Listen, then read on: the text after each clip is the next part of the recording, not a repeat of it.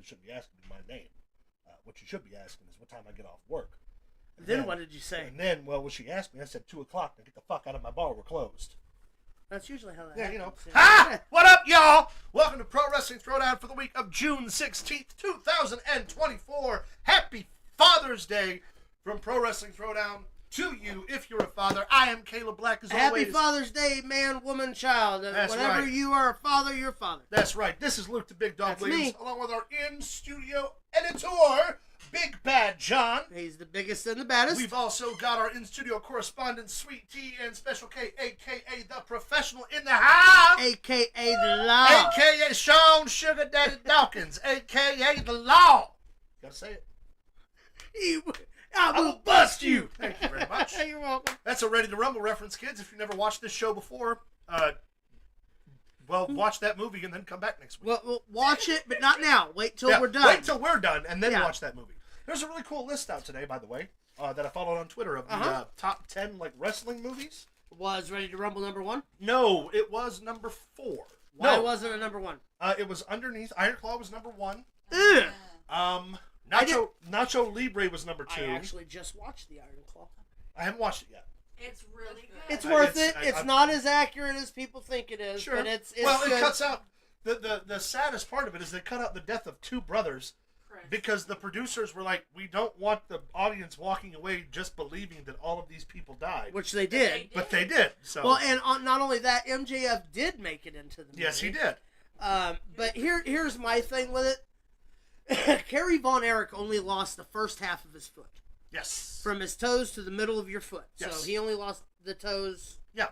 From here.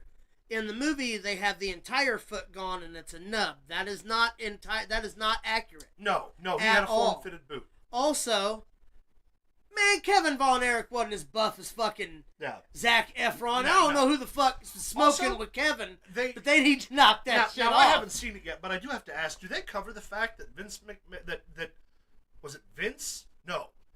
Someone from the Athletic Commission lost. Nope, they didn't. Yeah. They didn't go into details of that. They also didn't go into details that he had AIDS. Oh, yeah. The Texas tornado had AIDS, which was what was in... No, he had HIV. He didn't have AIDS. But it was a contributing fact to why he killed himself. Yeah. All right. I did not know that. Yes. What was number 1? The Wrestler? No.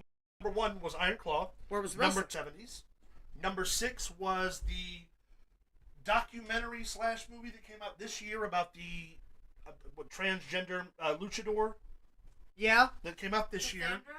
Yeah, well, whatever the name of the movie was. Yeah, Cassandra. Yeah. And then the one with Shia LaBeouf where he's the dad and Peanut Butter Falcon. Yeah, Peanut Butter Falcon, I think was like number 8. Anyway, litany of cool wrestling movies out there. Check them out if you haven't watched them. Why the fuck Nacho Libre is even in the top 5. And while we're talking, Luke, how's your Sunday? Way better. Was going pretty good until you told me that fucking Nacho Libre was number fucking 2. Hey, look, man, here's the deal. I'm a Jack Black fan, super fan. Yeah, same here. I love the movie. Not a wrestling movie. Well, it is a wrestling movie. It's a wrestling movie, but it's a spoof of You're wrestling. not going to put it over fucking Mickey Rourke's portrayal of Randy the Ram. And that's the thing. The wrestler is, by and large... That's what people think when they think about wrestling. That's not wrestling fans' idea of a list. The Iron Claw being a documentary made... Or, I'm sorry, not a documentary made. A biopic of pro wrestling. Yes. The wrestler was the story of being a professional wrestler. It showed the highs, the lows, the legitimate physical complications. Also, the guy that played Ric Flair that should have disqualified that movie from the top 10 anyway. Oh, an Iron Claw? Yeah, he looked like well, he was Mexican first off, and Ric Flair's not Mexican. No. But the worst part is when he went woo, really bad he woos like I woo. Woo! Oh no! Yeah, it was terrible. Oh, it was nothing like that. He looked like a used car salesman. Well, you know what we have to do now? We have to remake it with me playing Ric Flair. Can I play Bruiser? Yeah, you can. Can I play Brody? You can be Brody. Love it. Love you. All right, Special K. How was your Sunday? Well, better than this morning. All right. Well, that's good to know. Big Bad John. I know you got a paragraph worth of words for us this week. How's your Sunday going? Son of a bitch. He got you again. He was right. No, a few words. That was a complete paragraph. He's the Sting of our That's team. right. He's the one that's in the rafters with paint on his That's face. right. Waiting for us as the NWO to knock it the fuck off. Yeah, pretty much. Pretty much. Wait, does that make me Kev? As long as that well... Actually, no, I think if the NWO comparisons would be correct, I would end up probably closer to Scott Hall. You would? You know what? As I'm many good with it. knee injuries as I've had, I think I'd be Kevin Nash. So, I think we're okay with it. My affinity for wanting to kill the Ninja Turtles, Where and you does know, that put me in he's... Sweet Tea? Ooh. That's a good question. I think that would make you like Steiner, probably. Yeah. But make her Mike Tenay, the professional. Professor. She's... No. No? Tenay was... NWO member. Yeah, for sure. Sweet Tea? Well, Sweet Tea's got to be 6-pack, right? I was thinking more like a certain guy Oh, yeah. that likes things, especially Slim Jims. Yeah. Dig it. Yeah. Sweet Tea One has of the the, I tell you what, if we get to 500, if we get to 500 subscribers Oh God. by SummerSlam, we'll do an entire episode Macho Man voices. You down? Fuck yeah, I'm down. All right. The drunk episode. 500... Double whammy. You don't even know, 500 brother. by I can even do SummerSlam. Hogan. You don't even know, That's brother. what I say. You be Hogan, I'll be Macho. We'll do the entire broadcast. We can do Nacho Man and the Huckster. Yes! At my age, my feet never leave the ground. Never leave the ground. Ooh, yeah. All It's terrible. right. It's terrible. Well, Big Bad John would be by the way, my Hogan. Sunday He keeps the slide whole thing talked together. Over That's the right. Question. yeah, Sweet Tea, I'm sorry. How was your Sunday? It's better than earlier. Well, that's good. I've had some Fireball. Hey, Fireball makes the world go round. not a sponsor, but could be. No, Uh, no drinking and driving. no Well, drinking. yeah, you don't want to or drive. smoking. Or, You don't want to drink from the water hose either. Well, Bullshit. not Ren Lake water. We but you have can a drink water from boil order fee. Yeah, no. see, we can't drink from the Well, see, that's why I don't drink the water. Yeah, I mean, you know. We drink Franklin, Fireball. Southern Illinois is the only place in the world that you could fill a bottle full of water and it look like this. Oh, I'm sorry. Look. That's not water. I pissed in that. Ah! I wondered it had a pretty good flavor Yeah, to it. my kidneys are failing. All right, kids. Well, we have a lot, and I mean a lot to talk about. We took a bye week, so we've got not only 2 weeks worth of regular wrestling programming news, we've got 2 pay-per-views to cover. We've got upcoming pay-per-views to talk about, day-to-day wrestling operations, injuries, And here's changes. the deal. I'm not going to lie to you. I'm not going to lie to you. I've been hurting all day today. So I just kind of picked the best stories Sure. and just conglommed it together in one big thing. It's Yep. going to be fun. Also, we have reaction videos. PWT Yeah, buddy. Reacts. We've got even more now than we had last week. Yeah. I can't wait. Well, let's get into it. Big Bad All John, right. take us to our top story of the day. Alrighty. NXT Battleground. All right. I want to preface this with, if you watch the show, you know that I do not watch NXT regularly. Well, hold on. This is one of the pay-per-views for that we have missed. Yes. Also, we're also going to talk about, hit us with the next one, John. Clash at the Castle that just took place Correct. yesterday afternoon. Yes. But give us the card for our first one we're going to talk about. Well, let's give us the other one, my man. Actually, that is the Clash at the Castle. My bad. We'll do the Battleground. Here it is. All right. You are so bad. So I want to go back to this for a second. Okay. I've been very openly said on this show numerous times that I Right. am not the NXT guy. And before But you are learning to like it. NXT Battleground happened, I sat down and forced myself to watch the go-home show to Battleground. I texted our group chat here, the production chat, and made it very clear that I was enjoying the shit out of the episode. It was that good. Everything was awesome. Sweet Tea even was like, yeah, you would like NXT. You should watch it more. It should be good. Enjoy it. Watch the whole episode, and not only did the episode help get me hyped for Battleground, but made me a return customer after Battleground because we were talking off air. I cannot wait until Tuesday to see what happens. So I think for the first time since the genuine black and gold era, Before the 2.0. since that's when I was heavy in NXT. Yeah. I think I'm coming around. Yeah, I I'm think telling you, coming man. home. I'm glad you've come home because here's the deal, man. We've been singing NXT's praises here for Yeah. a while. It's what do you call that? It's must-see TV for me. Yeah. Every week. You I know have what to watch else? Raw, NXT, and SmackDown. One- If we don't see them, that's fine. I absolutely love But hearing Booker on commentary. One thing Booker's fantastic. that I've noticed Fucking great. just watching the last 2 episodes is they are not produced like Raw and SmackDown. No, But it's that is completely what different I film. fucking love about it. What I really liked, the Apex arena, the UFC Apex arena that they were at, was so intimate that I told everybody that was sitting in the room with me, I feel like I'm in an indie show. Yeah. Yeah, like I can see that. the most energy of excited watching, as I yes. could say. Yeah. Well, because the people were up on the ring. Yeah.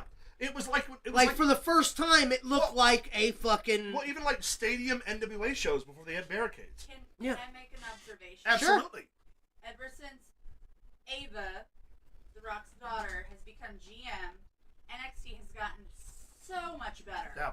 So much better. She's very good at what she does. I still stand on my campaign that she should be called the Gem. He's never No, gonna get it? get The that Gem, GM, Gem, He's The got a Rock's point, daughter. But she is actually doing a really good job. When did you If come people up with that part? if Just people now? Just thought now. It was just for show. Proud but of you. It's doing a really She is. fantastic job. She's filling the role, especially with Raw and SmackDown being ran by Aldis and Pierce, and they have like. It's nice to see a woman. But Well- Caleb, if you put the gem on her like that, then she's gonna have nothing but people looking down her as the Rock's daughter. This way, she's doing it No, see, her own way. now that I don't disagree with whatsoever, but I'm just saying there are certain second generation superstars who could benefit in any capacity from capitalizing on their namesakes. We've seen Cody Rhodes do it, and then let's look at like Cody Rhodes still doing it. well, but like that's like the prime example of yeah, right yeah, now, yeah, right? No, I get what you're saying. But if you think about every other second Braun generation, Breaker isn't doing it yet. Rob Yeah. Breaker, however, He was does- on the Indies as Rex Steiner when they He called was. him up. They're the ones who were like, we want to remove the idea that you're a Steiner, and of course he looks like fucking Rick Scott, Steiner. he looks like Scott, but he's Rick's son. Yeah, I don't know how that No, works. he looks like Rick and sounds like Scott, Yeah, and he fights like a Steiner. You should have walked up in that motherfucker day one, been like, good place. Yeah, and then walked Loved off. it. I was like, you dog, you hit them high and hit them hard. loved it. All right, so let's talk about the actual pay-per-view. All right. A lot of dialogue going on, which is fantastic for the show. I Starting haven't been paying attention. with the 6-woman ladder Yes. match for the North American Women's Championship Yes, you had Kalani Jordan versus Lash Legend, versus Sol Sol Ruka, Ruka, Fallon Henley, Jada Parker, and Michin. Meechin. For those of you who don't know, obviously Maya Yim. Yeah. Here's the deal. Mortal enemy of Shelton Benjamin. I said it at the PWTs this year. Yeah. This past year, You did. and I meant it. That- Kalani Jordan was a call up, was a prospect, and she didn't get the call up, but she got the call up. Yeah. Someone. If you feel me. Did y'all know that Sol Ruka made her own gear for that pay per view? I did not know that. I did hear that, yeah. She posted a video out. I don't remember where we saw it though. I know Johnny saw Yeah. it. I don't know if Sweet Tea saw it or not. I can't remember. Yeah. But we come across it on the internet the other day that she had made her own gear for that pay per view. Yep. Also, for those of you who don't know, Sol Ruka is also partnered to Tyler Bate, also NXT alumni. But I digress. Kalani Jordan had a hell of a showing. She did. The Lash Legend throw, Yeah. when they all ganged up and threw her through that ladder, and that ladder didn't give all the way. Yeah. Vicious looking as shit. The Soul Snatcher from the ladder. Yeah. Fantastic. Here's the deal: the women's division in NXT, I put it up against anyone. Anyone's women's division, I'll put NXT against them. NXT could run a more Now, sharp, a more interesting, a more intricate wrestling match than most I've seen in a long now, can time. I just say that you having just said that, we've said that about the TNA women's division and Impact women's division since like 2005. Yeah. And it's getting back the way it And needs now to be. it's like they really legitimately did, which we're going to talk about. But for Obviously. reference, the two top women's divisions in American professional wrestling are NXT and TNA. That isn't to say they're the biggest stars or have the biggest moments or the biggest matches. No one can take away Becky Lynch, Charlotte Flair, Britt Baker, Thunder Rosa, blah, blah, blah. Obviously. All of those guys are, arguably those moments can supersede the entire division, and which Yeah. they should. But as far as consistently good, produced, well-rounded professional wrestling, TNA always had the fucking number on women's wrestling in the WWE up This until is true. up until like 2014. If you weren't watching, Impact, TNA, whatever it was, whenever it was, always had good women's wrestling. NXT came out of the gate with the 4 horsewomen, and Really good. but before we get to the women's match, let's talk about that triple threat with Obafemi, Was it Josh Briggs? No, No. Obafemi, Wesley, Wesley and Joe Coffey. Joe Coffey. Joe Coffey's the one. Here's the deal. Who's going to stop Obafemi? No one. And no one should even be thinking about it right now. Let me ask you a question. Do they pull the Keith Lee? Do you put both belts on him while he's still undefeated and then have him drop the North American title like you did Keith Lee? Or do you have him have to drop the belt and call him up? Because here's my deal. Obafemi is ready. He is. He got super ready, super quick. Here's the deal. You had it with Roman in the beginning and you pushed too fast. I'm telling you right now, you guys are working too slow. Obafemi is at least a SmackDown United States title contender. Now, can I in my book. Can I make a counter argument to that? Yeah, sure. Just for the benefit of Obafemi. Right now, NXT is in a place where they're getting ready to come to the CW network. Yes. They're in a heated feud, for all intents and purposes, with another wrestling promotion. Yeah. If we really want to build Obafemi, why not put him in that mix and keep him there for a little while? And this is why. You call him up. Number one, yeah, he could probably steamroll to the top. But the guys he has to compete with are the likes of CM Punk, Yes. Drew McIntyre, Cody Rhodes, Roman Reigns when he returns, the rest of the bloodline. And it would be very easy. Not that it will happen, but it would be very easy for a talent like Obafemi to get lost in that mix. It is. While there are It so is. many top names. It is. So instead, why not just give him the full treatment? Let him be the guy who goes to war with NXT, goes to war with TNA.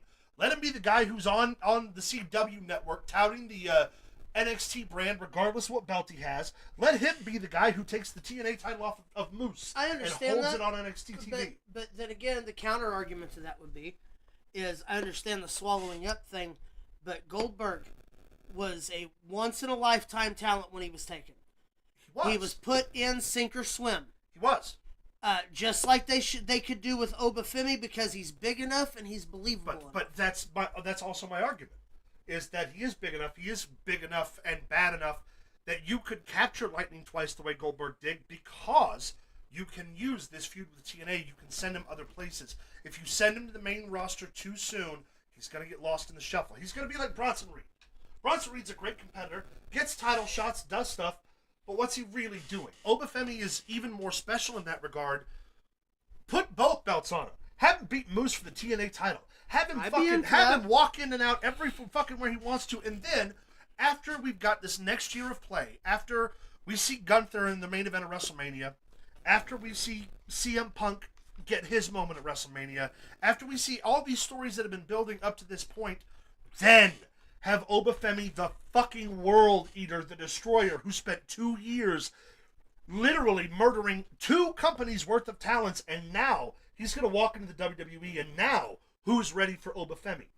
Not only don't have him drop the North American title, have him win the fucking NXT title, have him defend both on pay-per-views in 2 separate matches, have him win both on 2 separate matches. So like per the Samoa pay-per-view. Joe push. Stack that fucking win-loss record. Have him beat Asuka's win-loss record, which was the legitimate win-loss record, and then, and only then, call him up and have him be either the guy who spent his time in NXT and TNA fighting talents that weren't WWE caliber, because you can still sell it that way. Yeah. And that's where Obafemi gets his real first loss. But it's not to just anybody. It's to like a Drew McIntyre, who is a fighting Gunther. fucking machine. Gunther. Have it be someone who has been fighting and is well-seasoned, and goes to Obafemi and is like, look, yeah, you ate up everyone in TNA. You ate everyone up in NXT. They sent you to Japan. You won there too. But this is the WWE, and here you're not as good as you think you are. And then you have Obafemi come back with, I am as good as I think I am. I just spent 2 years eating everyone alive to get to this point, and you're going to tell me that I can't do it? And then when he loses, you have your Gunther stand over him in a promo the next week, and I said, I told you, you're not that good yet. Yeah. And then you give Obafemi a trajectory. You give him somewhere to go. You call him up without happenstance. He's going to be a guy, he gets some wins on Raw, wins on SmackDown against developmental talent, put him in a couple of feuds, maybe he gets the Intercontinental title. Derek says also maybe Obafemi versus Braun Breaker. Well, and that would be if you're going to send Obafemi or Braun Breaker out, Well, Braun Breaker's already on Raw, so Yeah. I guess that doesn't make any sense. Wolfie, you said you were in Pigeon Forge. You watched midget wrestling? Oh, nice. Because that's where they're from. You know, Pigeon Forge. That's where the one yeah. we watched was. But yeah, to that end, Yeah. let Obafemi be the guy who is the world ender, and then give him a purpose. Because if you don't, he's going to get lost in the shuffle.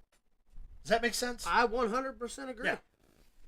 All right. So, but that being said, Obafemi walks away North American champion. Impressive triple threat. Wesley was phenomenal. Yep. Great Him athletic catching talent. at the end, catching Yeah. him for that, what do they call that? The Majora? Yeah. And then power bombing him And out of it. Vicious shit. I'll tell you what, I wouldn't mind seeing a Joe Coffey Obafemi singles run for the I'll North be all right with it. American title. Joe Coffey can fight. Mhm. He could put it down. Great match. Yeah, 100%. Yeah, what was the next match we had? We were on the list here. NXT Underground, Lola Vice against Shayna Baszler. Yeah, here's the deal. I really, really, really, really, really wanted to like this match. Man, so did I. I went back and I reviewed footage from the match. Yeah. And I know what they were attempting to do. They were trying to capture the same lightning that they had with Shayna Baszler and Ronda. Masha Slamovich Oh, yeah. at Bloodsport, because that was a legitimate blending of pro wrestling and MMA, and it looked real and it looked legitimate. What we saw on Battleground, not so much. It looked like a worked fight, which obviously that's what they were doing, but you didn't want it to look that way. There should have been some heavier striking. There should have been a little bit more gravity. More fighting on the outside. Yeah, like it just wasn't. It was lacking the intensity that it could have had to make it really special. It was almost more like an I Quit match than And the finish, than an underground match. Lola Vice hitting the knee she hit Shayna with was lazy. Didn't look crisp. Didn't look clean. Didn't even look like. It didn't look like that smash mouth, gross, unpolished, just hard knee to the face that you could get a fucking quick win off of. It looked like, okay, now I'm gonna knee you in the face. Yeah. And Shayna is not the best seller. Here's the deal. The fact they put Lola Vice over Shayna is bad enough. Well, and exactly, because if you've got Shayna Baszler, who is a legitimate, and not to say Lola Who Vice, was on the wall at the UFC building. Yeah. Why wouldn't you put her over? and why not give her, now that puts her in a perfect position to be your top heel with the women's division. And then we turn around and Shayna Baszler gets pinned Yeah. for the women's tag team titles at Clash of the Castle, which we'll talk about here in a Yeah. few. I'm sorry. You're doing the exact same thing you've done to so much talent, which we'll talk about later as well. You could have built this as Shayna Baszler versus Jordan Grace at some point in time. Yep. And that's a marquee match for anybody as a women's wrestling fan. As a wrestling fan, period. As a fight fan. But instead, Lola Vice picks up the win, which it doesn't do a lot for her right now. Unless she's going to come out No. tomorrow night and challenge for one of the two women's titles. Well, they're going to do some fucking swerve to find out who the new number one contender is. Well, yeah, but you're also not going to make Lola Vice your top heel. Why would you make it Lola Vice after you just had TNA's women's champion? Exactly. Wrong call, I think, for the underground match that did not go well. All right. Next, we're going to talk about the tag team title match, the OC. Man, I was so disappointed. Me too. Not because of the match, because the match was actually Yeah, it was a good. textbook good tag team match. But I really wanted the OC to win. However, that goddamn Nathan Frazier.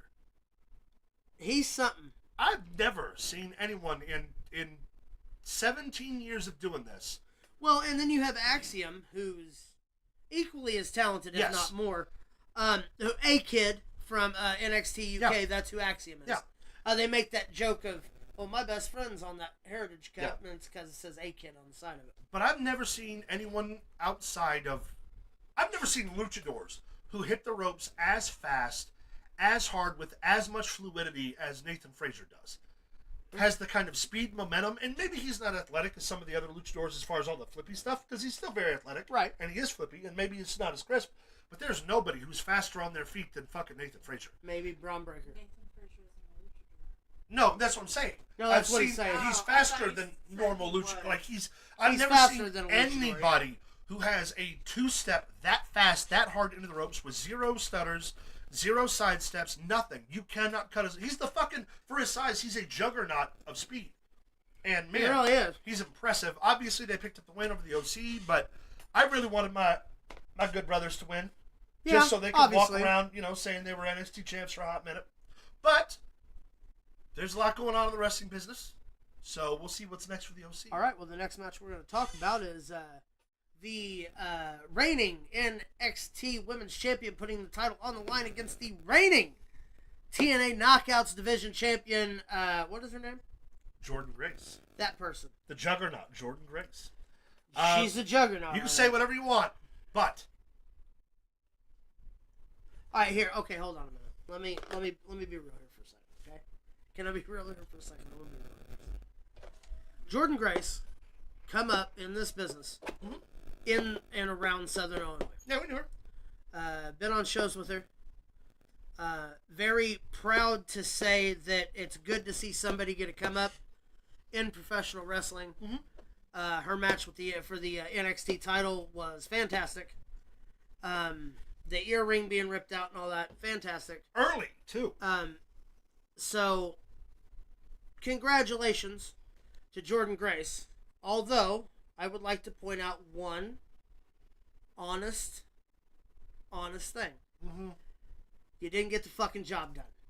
No, You should have got the job. If you would have got the job done, I would have dropped this whole thing. I would have dropped this whole now thing. it's because she didn't win. No, exactly. That's the whole point. She's Okay. not on the level of Roxana Perez because here's the deal. Oh my There God. is more. Look at this pin. See this pin right here? There is more intimidation in this pin than there is in. Women's champion. No, Until you no. know, like the shit. Yeah, we saw the Divas champion wrestle the fucking women's champion on the WWE TV. Whatever. Here's the deal. First legitimate interpromotional match No, With- seriously. with it the was talent with the talent that the WWE wants, because they've been pulling for Jordan Grace since the Royal Rumble. Why didn't they pull the fucking trigger? And look, I get it. There were some discrepancies between well, this didn't give TNA a ratings bump. I want to make this clear. Access TV is only available on certain streaming services and certain cable packages. Yes. You can't, I have Hulu Live, right? Right. I've got Hulu Live, so I get USA Network, CW, TNT. I get all the American wrestling with the exception of TNA. That's the only one I don't get. I get the NWA. I get Championship Wrestling. Do you from not get Hollywood. access anymore? No, they took it off Hulu Live. So you don't get No. New Japan either? No, so I can't sit down and watch TNA. That doesn't mean that I'm not abreast to what's going on or that it doesn't excite Or a me. thigh. Exactly. That's well played. It just means that I can't sit down physically myself and tune into TNA. I've got to go to their YouTube channel. Yep. Or I've got to pay the subscription fee to have Access TV and all that stuff, which is fine. But, you have to take that ratings vacuum out of it when you talk about that network because they're not a nationally syndicated network where that has every single distributor like USA does. Yeah. Like CW does and will with NXT. So with that argument, She still didn't get the job they done. didn't get a ratings bump, but they got an interest bump at least. And you could have pulled the trigger and had her walk back onto a network where very few people are watching and see something special, but also that's why you didn't do it, because very few people had the capability of seeing Well, it. So and I here- get it. I get it. It just, you could have done something really special. Here's the deal. I don't buy, like I said, I don't buy Roxana Perez as a heel. No. And I I buy don't. Jordan Grace as a woman who can... However, talent. incredible Talent-wise, here's the deal. Roxana Perez has it in spades. There Agreed. is not many women in professional wrestling right now or on any roster in any locker room that has the ability to do what Roxana Perez did on NXT and have an entire match with a trash bag. For heaven's sake. I want to make that a counter argument to that is that Jordan Grace, you can put in any situation with a title on their shoulders, heel, babyface, whatever, and then get over. What better way to have her walk back into fucking TNA and say, yeah, I took their belt. It's mine now. And now they have to send talent here. And I will go there and I will defend it. And I'll still defend this belt because both are important. You can work that from so many angles. And it would be the first time ever that the WWE put themselves in a position to look like they lost.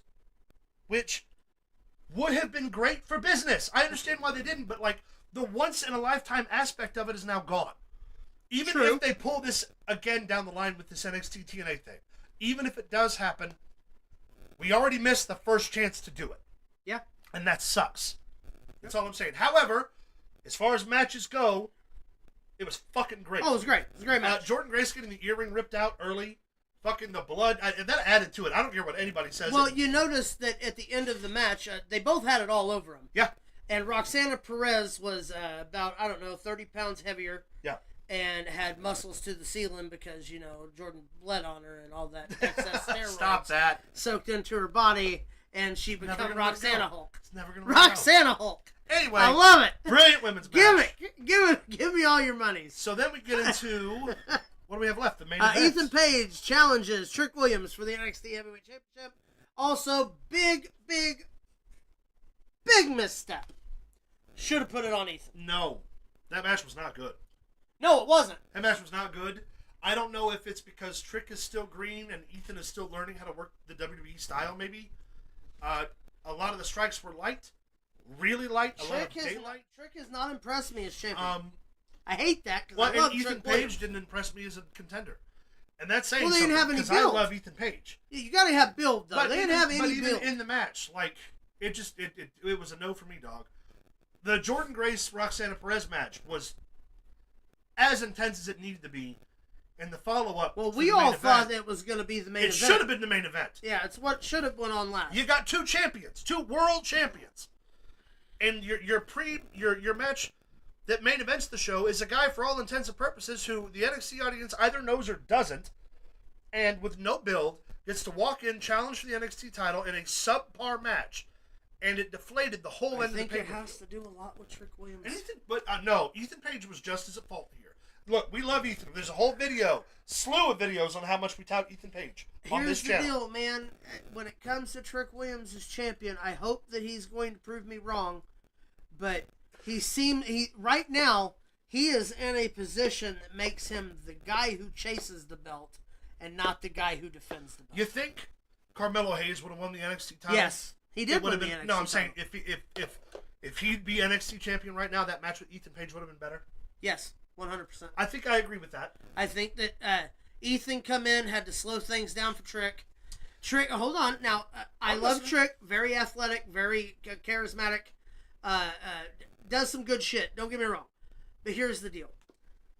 The crowd getting behind him forced them to turn Mello on him. Yeah. Okay, Trick really didn't have any seasoning, what we call seasoning in this business. No spice. You see what I'm saying, though? Yeah, no, I get if it was Ben Carmelo, who had been a champion numerous times, you forget that Trick Williams is, for the lack of a better term, most of his NXT career, he was just Carmelo's mouthpiece. Yeah, I mean, you're not wrong about that. You know what I'm saying? And I think that that Ethan had to slow down his style because he couldn't work the style. Yeah. And they didn't want the champion to look overshadowed. Yeah. Match wasn't good. Ethan Page loses. Trick Williams continues the title. We're going to go ahead and flash over to Clash at the Castle. Go ahead and get those out of the way, and then we'll get into news. Clash at the Castle was yesterday from Glasgow, Ireland? Yeah. Scotland. I knew I'd get one right. Yeah. Well, go ahead and hit us with the card. We had Damian Priest. Well, let's start at... I'm pretty sure that is the way that Hey, one from bottom second. to top. One of my kids just tried calling me. All right, man, go ahead. If you guys can handle this for just a second. Yep. First match we're going to talk about.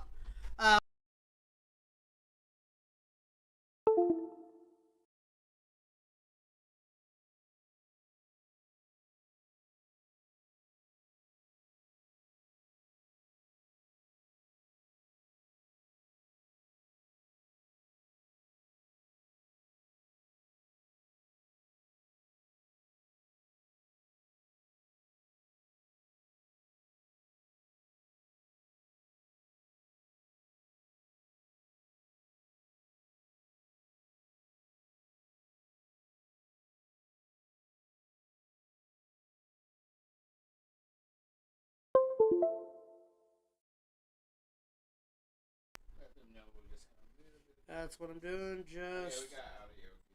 All right, y'all. We experienced a little technical difficulties. Caleb's big fat feet knocked over our stuff. As our catch here, so it looks like the camera is froze on my end. Let's see here. We're having technical difficulties. Give us just a second, y'all. And we will be back up and running again. We have somehow lost our video again.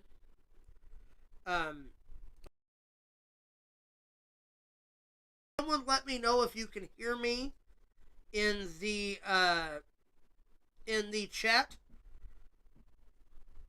I'm pretty sure they can because it still shows like it's running on here. Hey, we're back. I can't tell until somebody says something.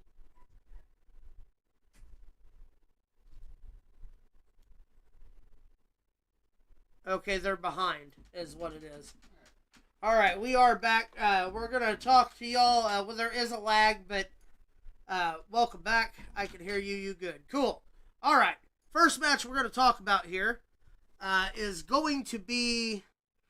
Let's see, I don't want to do the tag match without Caleb in here. So we're going to go ahead and cover Bayley and Piper Niven. Bayley, of course, successfully defending the WWE Women's Championship against Piper Niven in probably one of the best matches on the entire card. Piper Niven proved beyond the shadow of a doubt that she is in line for very soon, if not very, very soon, getting a push for a major championship. Triple H was impressed, as he said in the press conference afterwards, stating that he's glad that they pulled the trigger on Piper. She had a hell of a showing against Bayley. Of course, Bayley getting the job done. Piper Niven, big over there, was Viper in NXT UK. So she had that going into the match. Crowd was very split. A lot of Bayley chants. That song stuck in my head every time that they go overseas. They always seem to sing the Bayley song. But Piper was also represented too. I thought she was going to get the job done. Unfortunately for us, we did not get to see that. Bayley still your women's champion. Let's go ahead and switch on to... We're going to do the Intercontinental title match. Sami Zayn defends against Chad Gable with Otis and Maxine Dupree, Wolfie Award winner from the PWTs this past year. The match was everything that you thought it would be. Sami Zayn, Chad Gable putting on a wrestling clinic. Chad Gable using the mind-washing, brainwashing thing to keep, yet again, Otis underneath, not being able to give his full potential. I'm telling you, when he snaps on Chad, it's going to be huge. Look for a push, maybe even a mid-title push out of Otis when all of this takes place. They tried to do it before. Vince McMahon thought it was funny trying to promote the fat guy. What he didn't realize is that Otis was super talented, decided that he was going to win the hearts of WWE fans. He did. When Chad started slapping him in the face, I was like, man, I can't wait for them to put their hands. You know what I mean? Somebody put their hands on Chad. And we've got it teased a couple times, Big Bad John, a couple times of him turning on him. Have not seen it yet. Gonna be huge. Gonna drive t-shirts, action figures, all the fun things that you want. Chad Gable also re-signing with the WWE earlier that day to an undisclosed contract details at this time.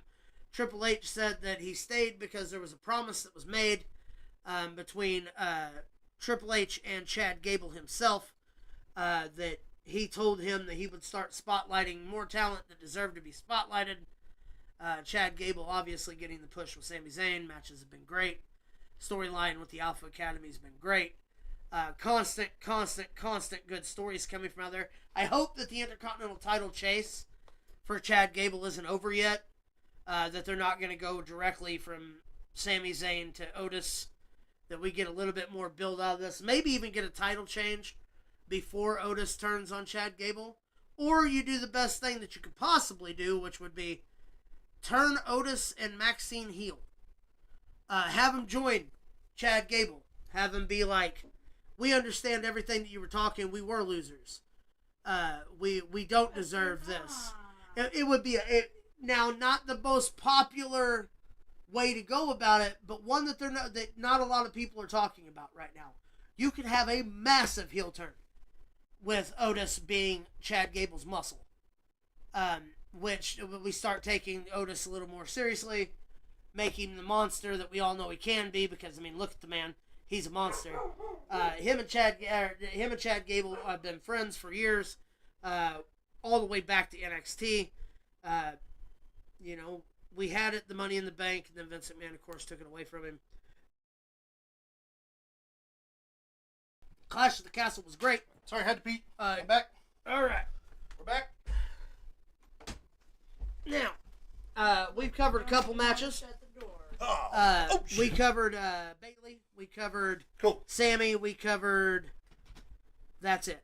So, I didn't want to cover the other three without you because I know you had some opinions Yes. on these. Let's go ahead and jump right into the Women's Tag Team Championship Triple Threat match just to bring you back the right way. Why don't you give your opinion on that? Okay.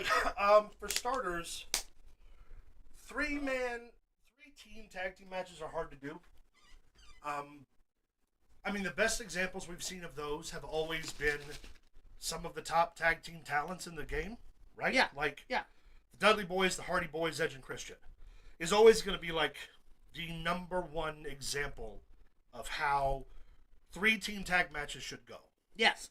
In this match, there were a lot of, I don't want to say unseasoned, but tag team competitors that were either freshly... There was one actual tag team and the rest were thrown together. That were freshly put together.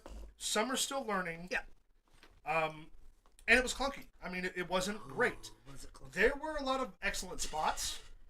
Yes. The finish, I know what they wanted to do. They wanted to look like Isla Dawn stole the finish. Yeah. Unfortunately, the execution of Bianca Belair and Jade Cargill's finishing maneuver wasn't executed as well as it has been previously. It so also it was sent sloppy. Shayna too close to the ropes. Yes, and then with Isla Dawn coming in and just shucking Jade Cargill and stealing the pin, that looked bad. Shucky ducky quack quack. And it just, it wasn't good. And No, it wasn't. here's the thing, Jade Cargill's getting a lot of flack for that. Over the botch? Over the botch, but here's the other part of that, like, botches happen and there were a lot of moving parts and I'm willing to forgive that. What I'm not so willing to forgive is just like... The tap out? Man. The tap out's what I'm upset about. Yeah, The Shayna's choke out and her literally on the arm where the camera is going like this. Yeah. To where even the guys on commentary were like, Is that a submission? she just tap Yeah, out? did she tap? Which Corey Graves, good thing that he did that because you can forward the story that way. Yeah. But here's the deal. Corey Graves pointed it out because obviously he didn't want him to look terrible, which it still looked terrible anyway. Well, and then two... She did it twice. Like- She tapped out twice. To that end, it, like... Pinning Shayna was a mistake, especially after coming off of the match in NXT. Right? Yeah. If you had to do it that way, you should have pinned one of the other girls. And the finish should have been a lot crisper. And it wasn't just the finish. The entire match was clunky, but the finish really fucking suffered. Yeah, it really hurt. And then the you rest can of it. see, too, as Jade Cargill's walking off, how, like, defeated she looks. And you see Bianca go, no, it's okay. Yeah, You know, yeah, keep yeah. your head You up, knew. shit happens. Yeah. But, like, you didn't do your... You just had, a week prior to this, one of the most momentous moments in women's wrestling. Well, she shouldn't feel super bad. She didn't take the pinfall. No, she didn't, but it was her sort of I know clunky why. in-ring work. It's upsetting. Yeah, it is, and Very and that disappointing. can be really defeating. But that match just didn't do any justice. It certainly didn't do any justice for the women's tag team titles. Nope. Because now we're back to square one with a tag team that's thrown together. They got matching gear and they work well together, but now we got to find more tag team buffers. You should have kept the women's titles on Jade and Bianca just to get Jade more in-ring experience with the WWE style. Agreed. Because now, either they're going to be chasing belts that they don't have against a smaller tag team, effectively smaller than both Jade and Bianca. There's no power struggle. And if not, you're going to put Bianca or Jade back in a fucking singles situation where she's not going to shine yet. You took her, you got her, you kept her off TV for a year training, And I'm not saying that we haven't seen any improvements and we haven't seen good stuff. No. It's just, it's different. She could be putting on 5-star clinics in a training ring. That happens every day. We see that all the time. Every day.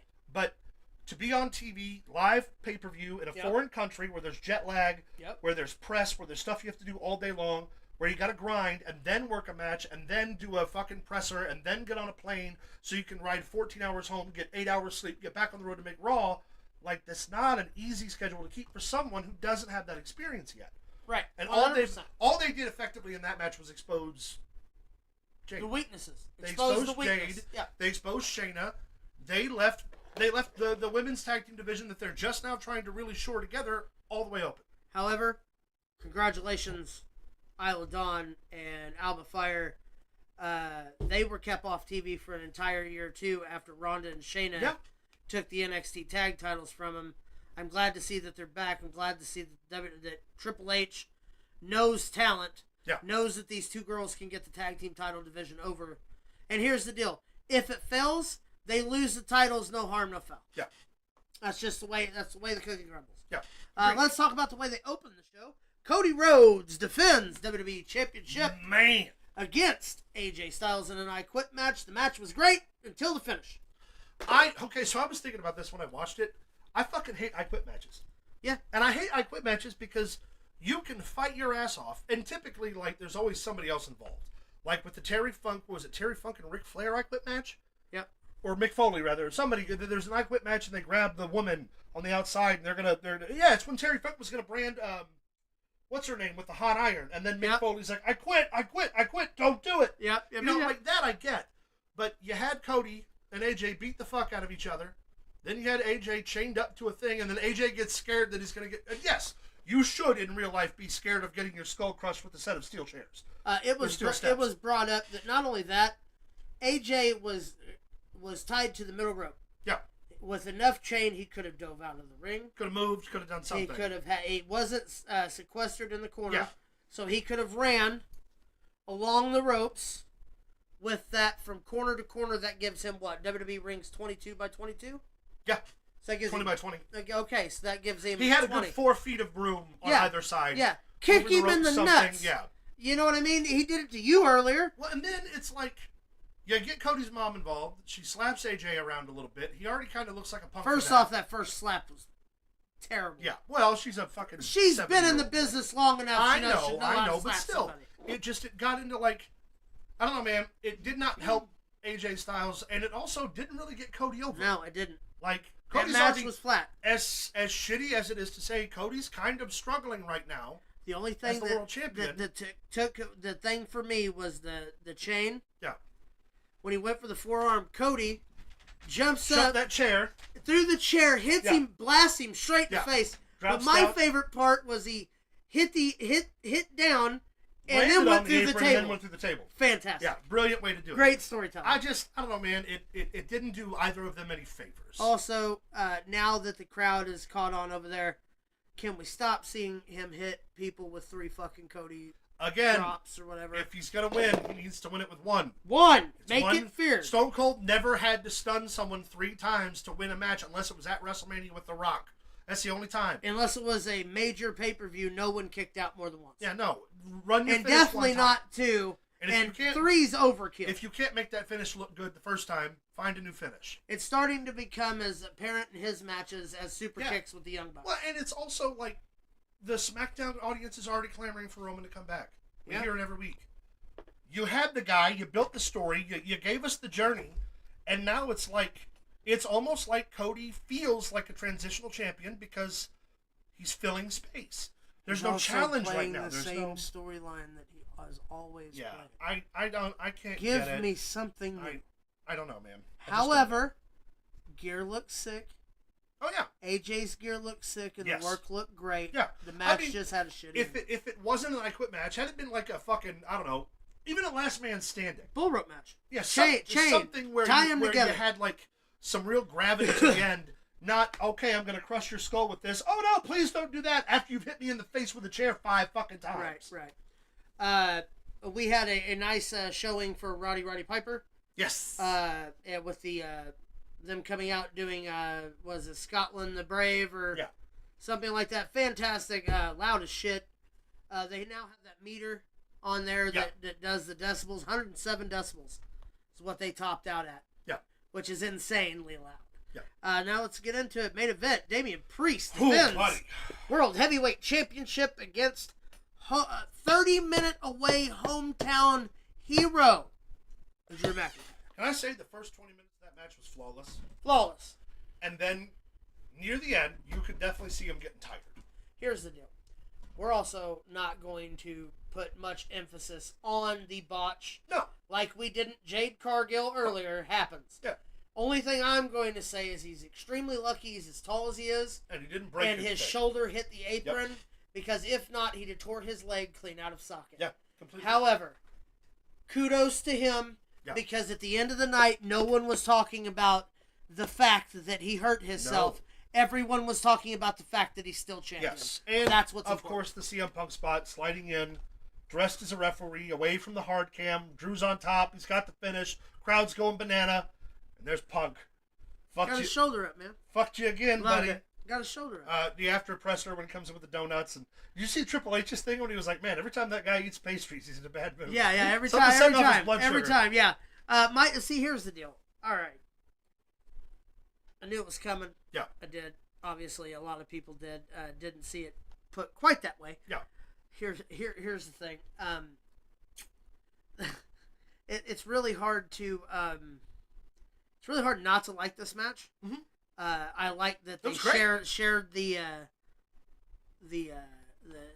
squeeze and, Mm-hmm. and words with each other at the end. That crowd legitimately hot. You know what's crazy? They're building McIntyre. They're putting McIntyre on another journey. And it's happening slow, but it's happening.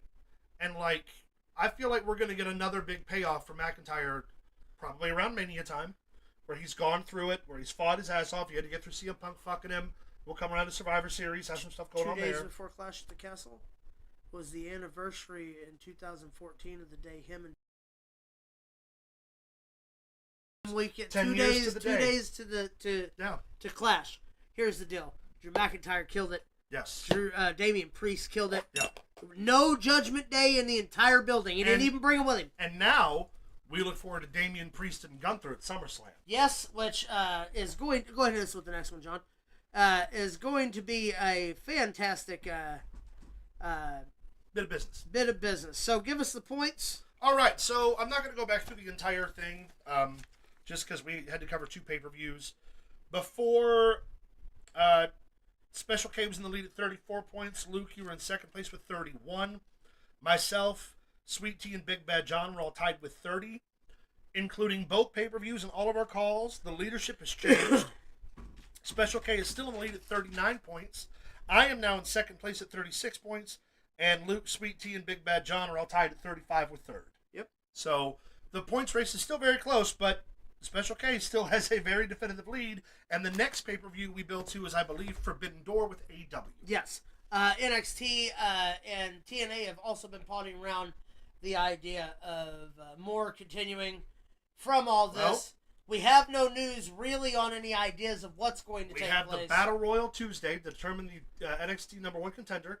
And there are rumors in the work that there are going which to we'll be... talk about here in a minute. Yeah, TNA... Yeah. Well, wait on that. Yeah. But Go ahead and hit us with the next one, John. All right. WWE trademarks Huliko's new ring name. Julio, he is the third brother of Tama Tonga and Tongaloa. His he name will now is be now... Tala Tonga. Yes, Tala Tonga. Tala Tonga. Which Tala is his real name, I believe. Yes. Well, I believe it's really all of their real names. Yeah. Other than Solo, obviously. Yeah. But that means that we predicted it.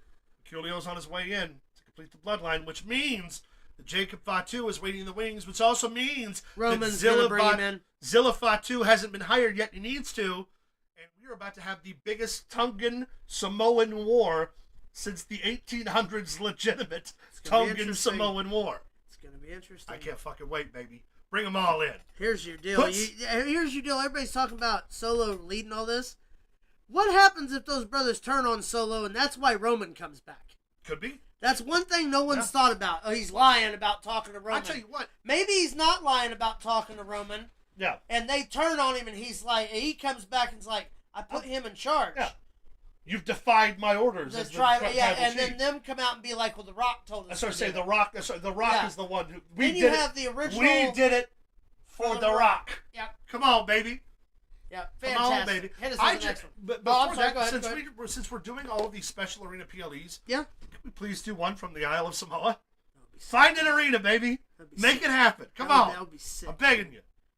Totally in.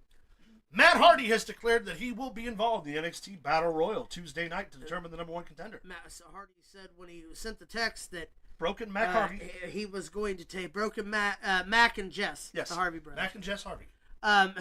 That he was after winning the title from Moose, he was going to have to maybe drive down to Florida and Bring on the Bloodline Civil War, says delete Derek. another 24 non-competent blah blah blah. Yeah. Here's the deal: Matt Hardy shows up with NXT through the working deal with TNA. Mm-hmm. Go ahead and listen with the next one. Will be fantastic and everything, but that's not the only interpromotional stuff going on right now. Marigold, Summer Festival, July 13th. Io Sky Mm-hmm. in a dream match.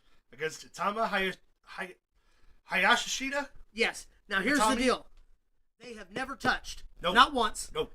Io Sky left as Utami was coming in. Yes. Io Sky has been exclusive to the WWE and NXT since 2018. Yep. We're going to get it July 13th of this year. Also, hit us with the next one, John. We're also going to get on that Finally! same show AJ Styles versus Marufuji for the first time ever. Here's the question. Does AJ wrestle with WWE gloves on? Or does AJ Styles go over there and wrestle like AJ Styles can? That's the question. Oh, man. This is a dream match. Marufuji was, while AJ Styles was holding down TNA, Marufuji was sort of doing the same thing in Pro Wrestling Noah, bridging that gap with NJPW and AJPW in the early 2000s.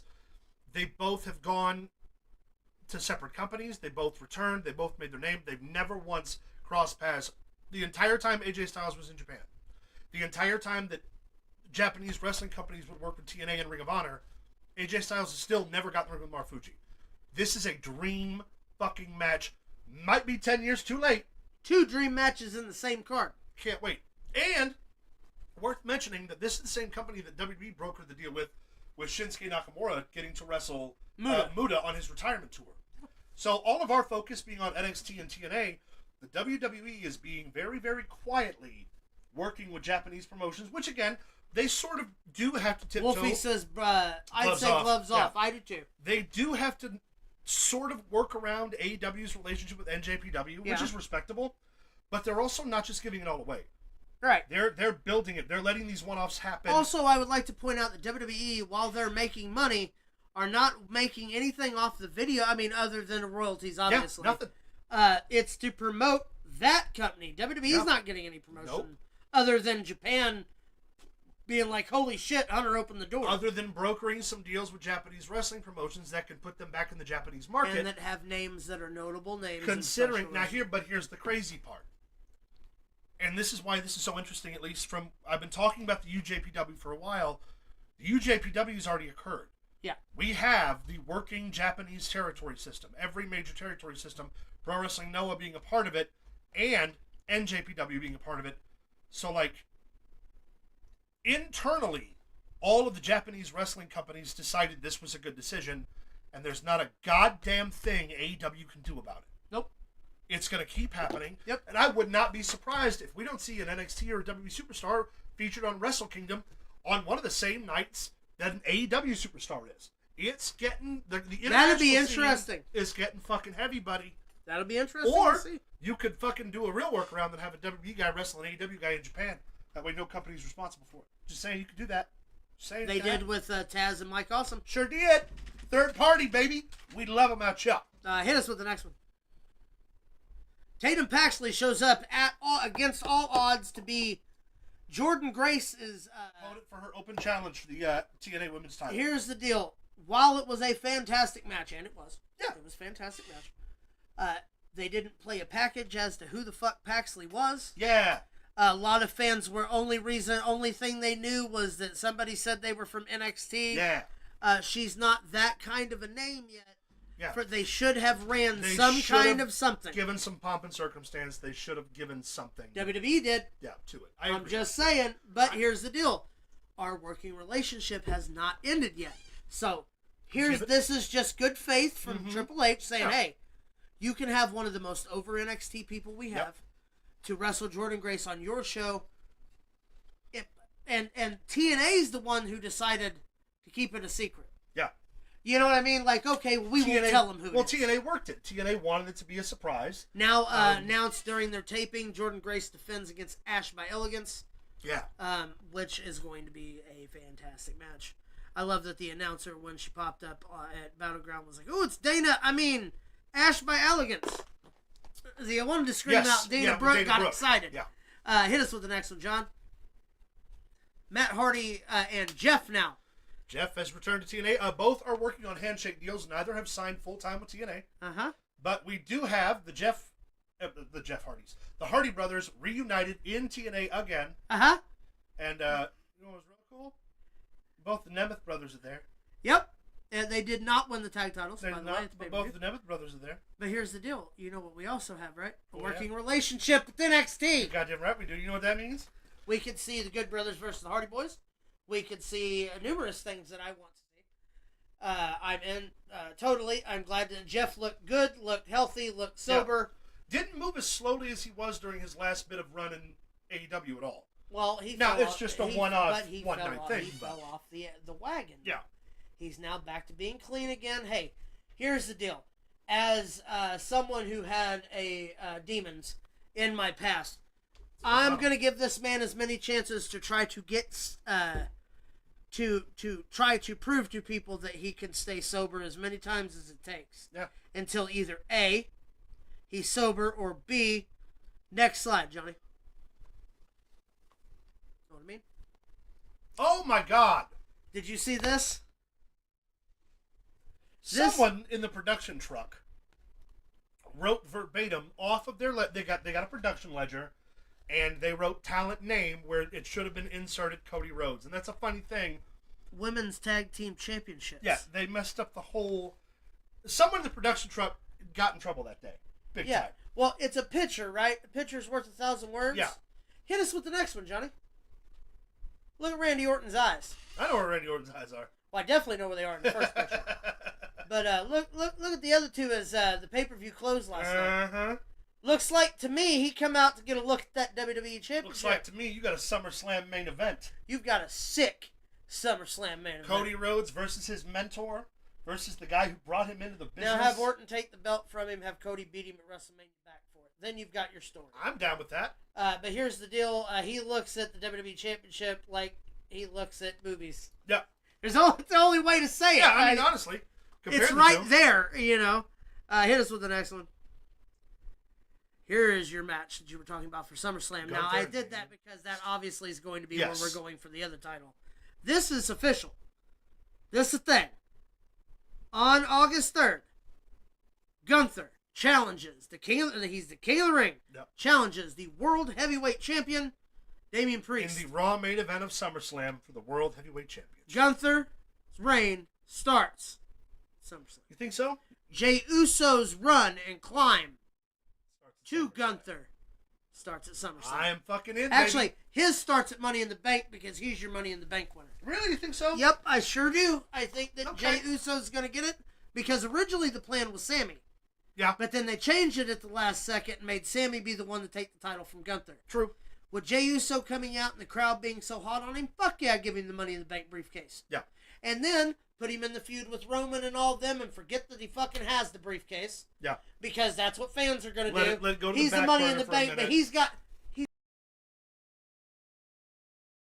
And busted then out. After Survivor Series.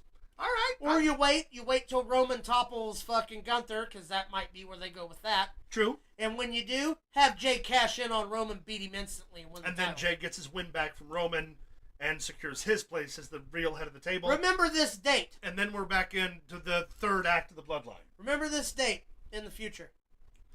crazy to think that the Bloodline story started 4 years ago and we're still excited. Also, about Johnny, I have to say, I really like the effect that you put on that picture. yeah, Big Bad John Sick. killing it over there. Fucking love Just it. look at That is a TV graphic right there. That's right. All right. hit us with the WWE, next- hire Big Bad John. Give him your money. Yeah, and we'll come along too. We're just there to like carry his bags and his mouse. And hang out in catering. I'll hang out in Yeah, catering. we're gonna eat catering with all the Yeah, I'm rest. down with that. This is the next one, John. All right. There is a lot of news out here today that fans are starting to push against Triple H, saying, and I'm not going to quote, I'll just paraphrase, that he is being underutilized, that Triple H is underutilizing talent, starting with Shinsuke obviously being one of the main components. Now, while we don't believe that there's other things obviously that they're using Shinsuke for right now. Mhm. One, of course, being the bridging of so many dream matches that we can have. You know what I mean? Mhm. Now that the doors are open, that's probably what they're doing with Shinsuke. Yeah. So I wrote a couple bullet points just to explain what they're accusing of Triple H doing. Sure. Yeah, I got some bullet points for underutilizing talent in professional wrestling and the negative impacts that it can have. One we're going to talk about first is stagnation. Yeah. Okay, stagnation. Wrestlers may become stale or see their career stagnant due to death of storyline or fail in matches, character development, blah, blah, blah, blah. That is one of the first points of underutilizing the talent. Yeah. I can see where that's being placed on a lot of talents right now, Sure. if you think about it. Yeah. Again, don't think that Triple H is entirely to blame for all of this. You also get, I don't know, fan disinterest. Mm-hmm. Obviously, that meaning can lead to disengagement, audience become less invested, Sure. blah, blah, blah, blah. That's one of the big ones. Yeah. If you ask me, the fan disinterest.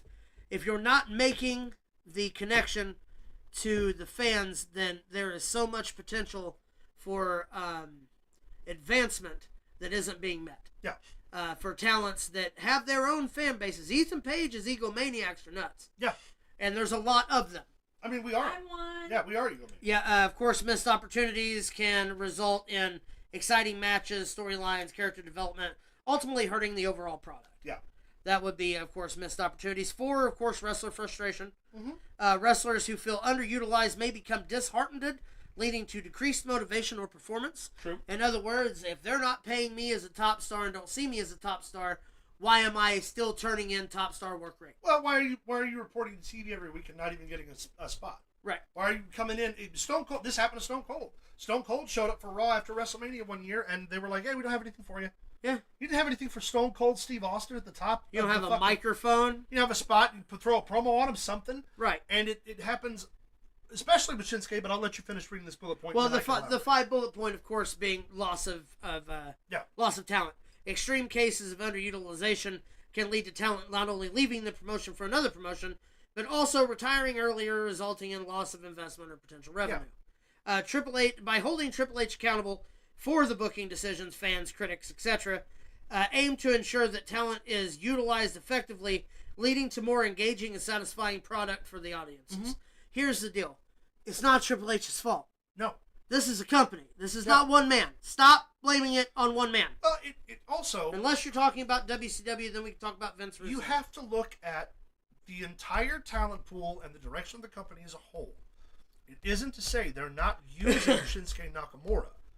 It is just to say that he's not being used right now.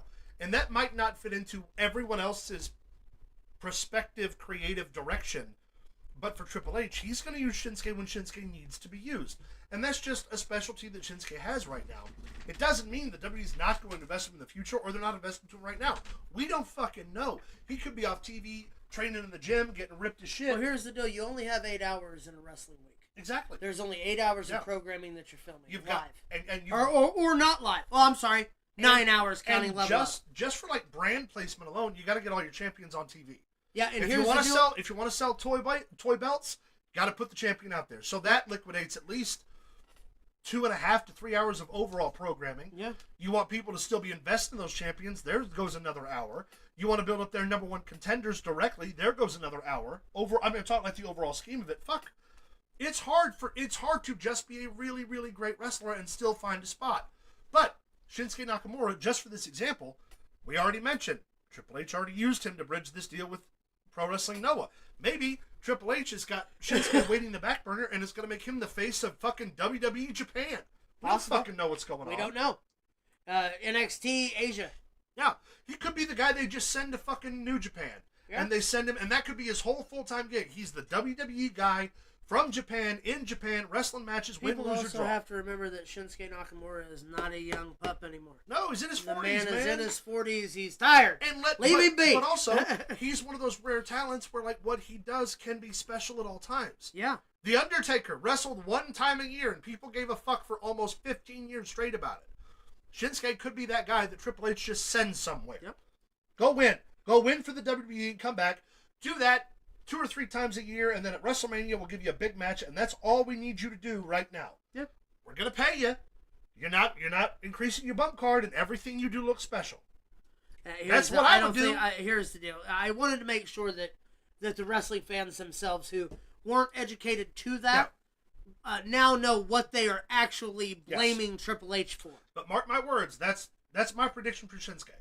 Yep. In the next year or two, Triple H is going to be using Shinsuke as an attraction wrestler who's going to be sent to bridge the gap between the WWE and Japan, at least to start bridging that gap. Yeah.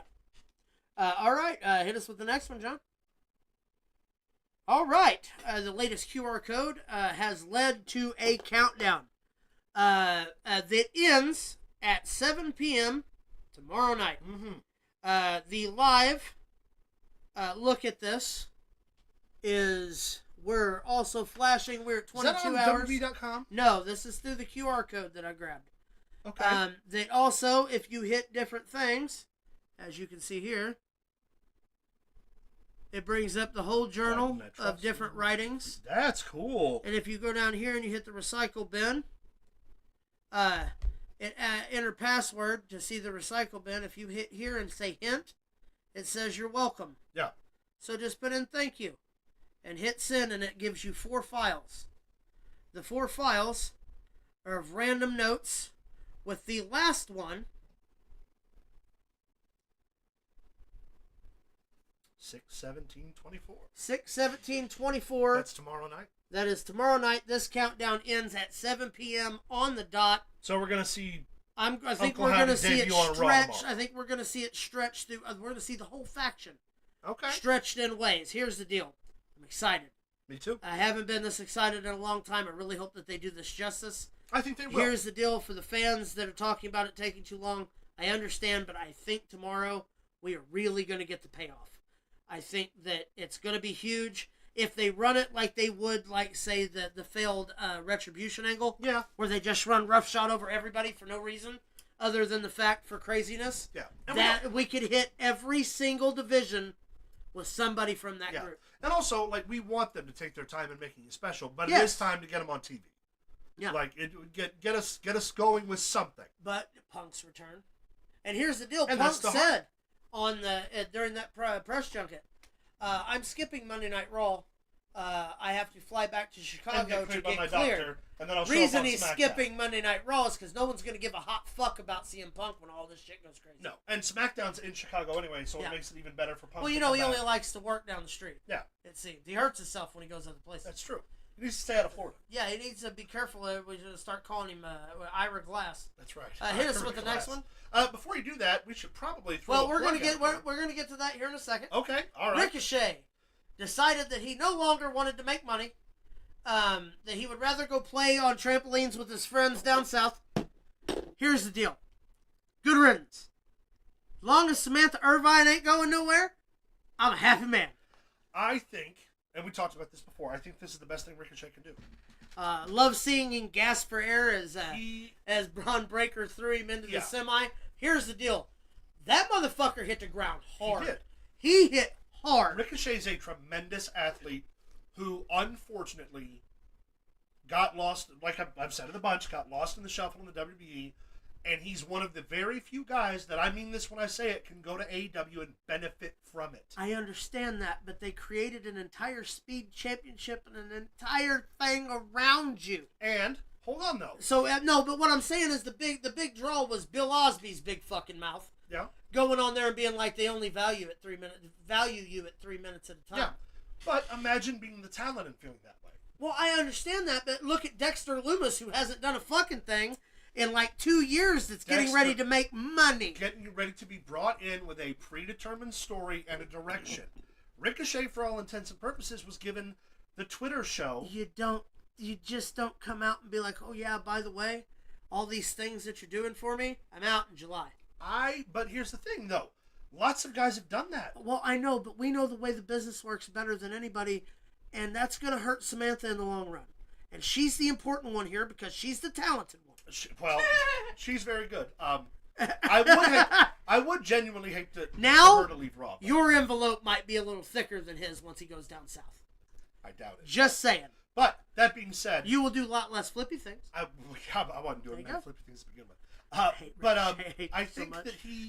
I genuinely think that he's going to go to AEW and he's going to be one of the guys who jump on trampolines, gets over and finds his audience, and also it's going to give him freedom to go back to Japan when he wants to, Mexico when he wants to. Well, I mean, to be honest, if you're looking at the way that it's looking right now, he had all them opportunities to go to Japan right now, and he fucked it up. That's true. However, while still making money, which we all know is the only money to make. The forbidden door is right around the corner. There is no more no compete. No, there is not. But his deal isn't up until the middle of July. His deal isn't up until now. If they want a lawsuit, maybe. Fuck them. Tony Khan could buy the WWE for what they think it's worth and sell it for it's actually worth and still make money. No, he wouldn't, because he'd spend the money on coke before he even got to the bank. I mean, you might be right about that. Either way, I think this is a benefit for Trevor. Best of luck, buddy. Congratulations on continuing to make more money than I do now. All right, we're good. You're right. Fuck you, Trevor. Also, Chuck Taylor retired. Hey, Trevor. Fuck you. We're going to hit one more slide before we go to the sponsorships and paying the bills, where you can find us and stuff. But get ahead and hit us with the next one here. Hey, look at that, y'all. That is our main man, Derek's Wrestling Toys and Tees, over at Derek Rouse 8640 on YouTube.com, also on TikTok. Give Derek a follow. Yes. Will ya? He shows up for us. We're going to show up for him. Check out his shows. He's looking so fresh and so clean right there. Looking fresh and clean and all that good Pro Wrestling Throwdown high quality merch. But give him a follow. If you like our stuff, like his stuff, hit up our boy, man. All right, now, can you tell them where they can find some of that lovely merch? Of all that beautifully handcrafted Pro Wrestling Throwdown merch, you can find us over on Facebook at facebook.com/Pro Wrestling Throwdown. You can follow us on Twitter at Pro Wrestling TD. You can send us an email at prowrestlingthrowdown@gmail.com. You can follow us on TikTok at Pro Wrestling Throwdown 1. You can also check out streamlabs.com/Pro Wrestling Throwdown or the official Pro Wrestling Throwdown website, prowrestlingthrowdown.com, where you can access the merch store! Over at the merch store! You can buy our merch, baby. We got hats, shirts, shoes, bags, boxes, boxers, underoos, underrows, underdos, and underdon'ts. Everything you want. We've got it over at the Pro Wrestling Throwdown merch store. And also, don't forget, it is the drive for 500 subscribers is what we are after by SummerSlam. Hopefully, we're sitting pretty at 305 right now. Please share our stuff to your Facebook feeds, to your Twitter feeds, to your YouTube feeds. And also, don't forget, we have the limited run, once-in-a-lifetime piece of merchandise auction going on right now. These are a misprint of our glasses, Pro Wrestling's Throwdown. They're only ever going to be made one time. 4 featured glasses, including the names of 4 tenured members of the Pro Wrestling Throwdown team. And check it out. The only way you get your name in that raffle, though, is by donation, not by purchase. So if you donate $5, you get 5 entries. If you donate $10, you get 10 entries for the opportunity to win a once-in-a-lifetime, one-time ever being produced line of merchandise straight from Pro Wrestling Throwdown to you. And I'll even spit in my glass. He will. I won't do that. He won't do that because you don't want him to make clones. Well, no, we could have clones of me. You could do clones like that. That That's would be weird. we don't want anybody. We got enough Caleb's running around. We don't need I can't be growing me a lab. We all know that the best stuff isn't grown in the United States. Hit us with the next one, please. You prick. Ladies. Please. One at a time. Is that Kane and Xbox? Yeah, go ahead and go on the pillows. All right, I need it. Find it. I want it. I want it so bad. I want the Kane and Xbox bed We're going to get into some funny shit here. Hit us with the next Like Gene Simmons, Only only wilder. That's a horse of a different color. Isn't it though? He looks like he fits though, It doesn't looks it? like Gene. It looks like fucking Gene Wilder is Batman. No, Wilder. Yeah. Hit us with the next one, John. Would that make Richard Pryor Robin? Ice cream. You scream. The police come. It's awkward. Only happened once. I would definitely buy an ice cream from that place. I'm just saying. Especially that twist cone. That looks real good. I'm just saying. I do love a good twist cone. What's your sign? Mine's THC. What is our next one here, John? Go ahead and hit us wide with that one. You're gonna love this. Cage against the machine. Cage It's against just the machine. Nicolas Cage's face on My all... favorite, bottom right. Listen. You ready? That's what that looks like. Not the bees from number Not one. the bees. Cage against the machine. Not to be confused with Rage Against the Machine. Despite all my knees, there are still so many goddamn bees. I'm not even gonna correct I you love on it. who's actually saying I know that, song. but I it's just the love first you. thing I came I up with. fucking love you. Hit Love us the with the bees. next one. MTV turns 43 this year. Music television. Thanks for 14 years of music. You know what the very first music video that aired I on do. MTV was? What was it? Video killed the radio star. And boy, didn't it, because video sure as fuck killed MTV too. Yeah, it did. Took all of it. And then we had VH1, which is an offshoot of MTV, which still continued to play music videos. Well, they're all owned by Viacom. And now it's all reality TV. Yep, all the time. And MTV wasn't just hip-hop music either. No. Classic rock, 90s music. I mean, you had a Yeah, wide variety. not only that, but you had dance music like shows like MTV's The Grind. TRL. And shit like the old bandstand where they all dance and Yeah. shit and have performances. And now... Spring Break was killer Also, on do MTV you when I was a remember- kid. And not only, of course, our favorite show on MTV, Celebrity Deathmatch. Well, obviously. Because I'm Johnny Gomez. And I'm Nick Diamond. And but And also, we'll allow it. you remember Forbidden Fruit? Yes. It's the first almost R-rated TV show. Yep. How about Singled Out? We was just talking about that Oh, yeah, earlier off Singled camera. Out. Singled Out, Jenny McCarthy. MTV turns 43 this year. Silent Library. And Luke turns 45. I do. I turned 40. I turned 41. Thanks. Appreciate it. How old are you? 41. Nobody puts baby in a corner. Nobody puts baby in the corner. All right, Big Bad John, hit us with the next one. Go wide on this. You're going to love this. Please stop wearing NWO shirts if you don't even listen to them. Take off the shirt, Yoko, before you break up the band. If you don't know that NWO is back. Hey, you didn't know that NWO is back with the mass destruction. That's right. The Wolfpack. Bad Boys of Wrestling. I don't know if you knew that. That's a Wolfpack theme. Also, it's not. It's not too sweet. It's too sweet. That's how it's supposed to be. That's done. right, baby. Here's with the next one. All right, this day in history. Oh no! This day in history. I'd forgotten about this. Vince McMahon dies in car explosion. Okay. 2007 Can is we when this please took talk place. about what was supposed to happen with this story? Go ahead, man. Fill them in. Okay, so Vince McMahon, after an episode of Monday Night Raw, steps into his limousine. Liquid TV was great. He shuts the door. Just saying. And actually, there's a camera cut, so you can see him climb in, and then you can see the leg move, and the camera cuts, and then it blows up. But the entire premise around this was incredible. Roderick, his real-life brother, who had never been involved with his father's wrestling business. Roderick never did anything with the WWF. Vince got every bit of it. Roderick had no interest in participating.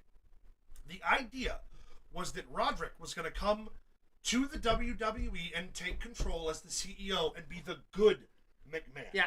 For like a year straight, all the heel stuff that Vince was doing, Roderick was going to do the opposite. Roderick was going to get John Cena's back and make him a superhero and punish heels for doing wrong and bring Raw and SmackDown to like their top fruition where good triumphed over evil for like a year straight.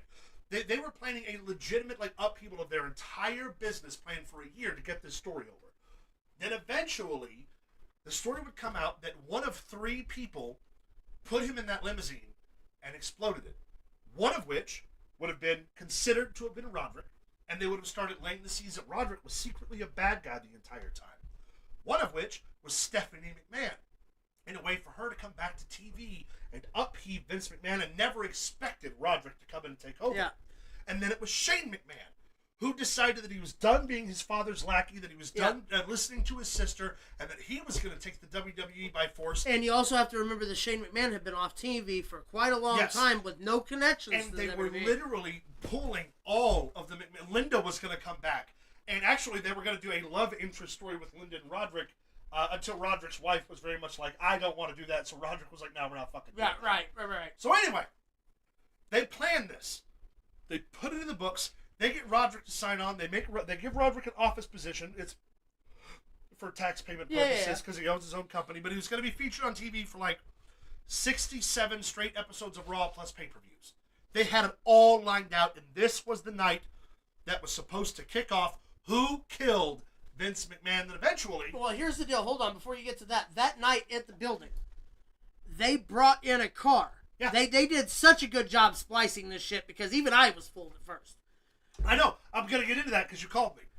They brought in the police offices were being called of people saying that there was an explosion.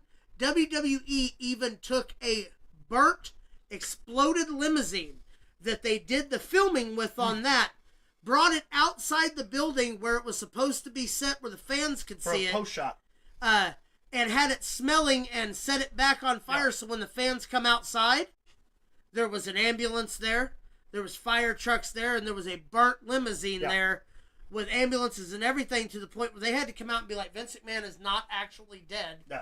That it's a fucking TV show, people. Well, but they did a eulogy for him. So here's the thing: they didn't do that. What legitimately happened was they did the explosion bit, and they had to clear it with the city or whatever it was. But before they get into like why it didn't work or whatever. They did the explosion bit. They planned all this stuff out forever. Ultimately, the end of the story was that Vince McMahon faked his own death and would come back. And then it was going to be Vince McMahon versus Roderick McMahon, good guys versus bad guys for another year for the WWE until Vince McMahon finally won by turning John Cena heel. Yeah. That was their entire plan. They put 2 years worth of planning and work into this. The following Monday night was the Sunday after ECW One Night Stand 2006. 7. No. 2007. ECW. Wasn't One Night Stand. Was it December to Dismember? No, it was. Hold on. It was Extreme Rules. Extreme Rules. The night. No, it was Night of Champions. Whichever one it was. It was Night of Champions. It was the night that CM Punk was set to wrestle a certain wrestler for the ECW World Title. 2024, man. Chris Benoit. He was gonna wrestle Benoit, and then McMahon. Why not? And then McMahon had to come out on Monday Night Raw and say, "We had planned this story that Vince McMahon had died." Yep. And I'll never forget. I'm getting choked up just saying it. Yeah, it's sick. He goes, it's weird. But in reality, the WWE superstar Chris Benoit, and takes this long pause, and his family are dead. Yep. And then they did the tribute show because this was before all of the stuff came out. So literally 3 hours after They the show. canceled Monday Night Raw. Yep. They had a eulogy set up. They did a show showing all of Benoit's moments, showing all the testimonials.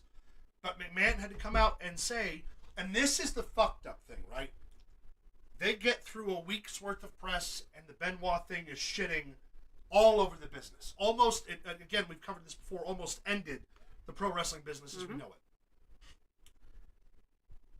They skipped the full 2 years.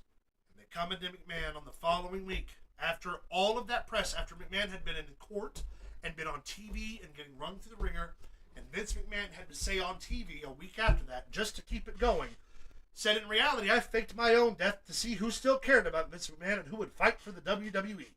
Mm-hmm. And 2 years of planning, after the Benoit thing, Roderick not only canceled his contract with the WWE, but didn't talk to Vince McMahon for almost a year. Ended up passing away, I think, 4 or 5 years after that anyway. Yeah. But, like, it upset not only the corporate structure of everything that was planned up until, like, 2009 or 2008, but just uprooted. And that's just one of those weird things where, like, there was this vision and there was all this work that went into it. Mm-hmm. And then because of one thing, up in smoke.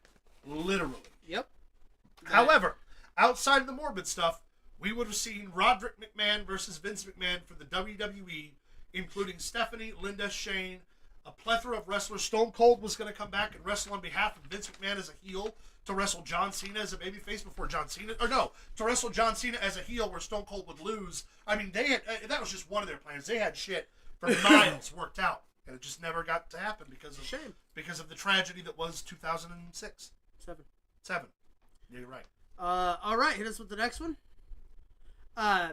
So it is Pride Month, and with that being said, we decided that we're going to grab a different LGBTQ identifying professional wrestler. Yes, the one that we have chosen today. This is all work from the Tough Broad segment, the Sweet Tea. Yeah. Sonya Deville. Yeah. Who's made a significant impact in the wrestling community as well as the LGBTQ plus. Want to make sure I got all that right. As the first openly lesbian WWE superstar, she used her platform to advocate and for inclusivity and representation. DeVille came out publicly at the age of 21 during an interview segment on the 6th incarnation of Tough Enough, where her, Velveteen Dream, all of them were members of.